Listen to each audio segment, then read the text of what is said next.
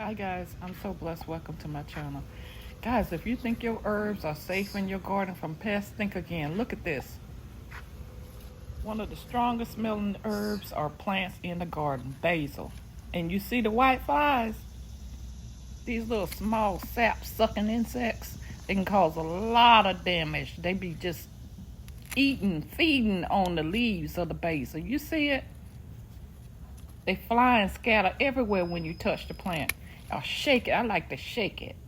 If your plants look like they're yellowing or they wilting or the growth looks stunted, give the basil a good shake and see if you got whitefly infestation on your plant.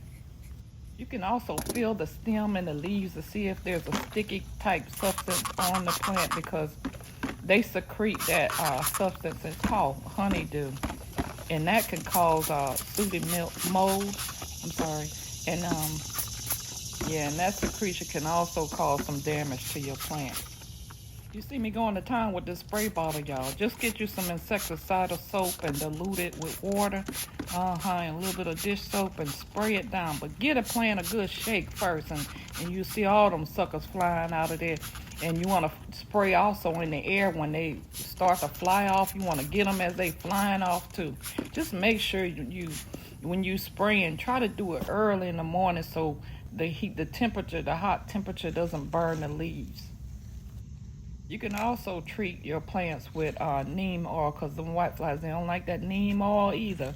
If you got a few ladybugs in your pocket, you might want to spread them around your plants too because that's a predator and it will attack the whiteflies. Also, wasp. I know a lot of people don't like to have wasps in their garden or near their garden because they're afraid of them, but they also are predators that attack whiteflies.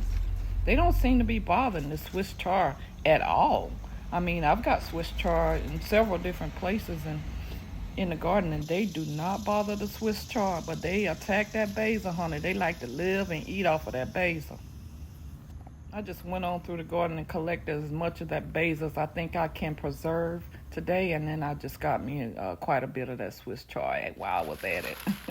Yeah, y'all, so just a reminder, because a lot of people they think the herbs are safe, but they not. So you got to check them regularly just to make sure they stay healthy and you don't develop a whitefly infestation.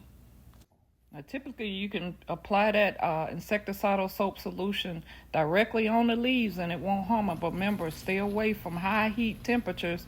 You don't want to do it then because it'll burn them leaves.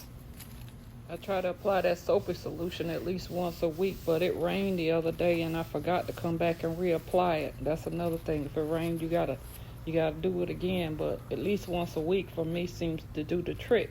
Now you see these already been sprayed. They ain't got as much white flies as that other one that was just kind of standing alone. But yeah, I'm gonna go and get these dead leaves off here too because that seems to attract more pests as well.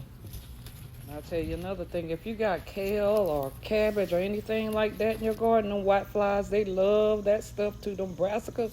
Oh, honey, yes, indeed, they love them some kale. They will clean the stalk, you hear me? Now, it already started to dry some of this, but I'm going to get some more of this right here. It takes about 1 to 2 weeks to dry it out. This is what it looks like when it's dry. Yeah, it should feel pretty crunchy. You can crumble it up with your fingers. And going to dry it for further use. I air dry mine. You can put yours in the oven or you can put it in a dehydrator, however you want to dry it. But yep, that's all I got today, guys. I'll see y'all in the next video.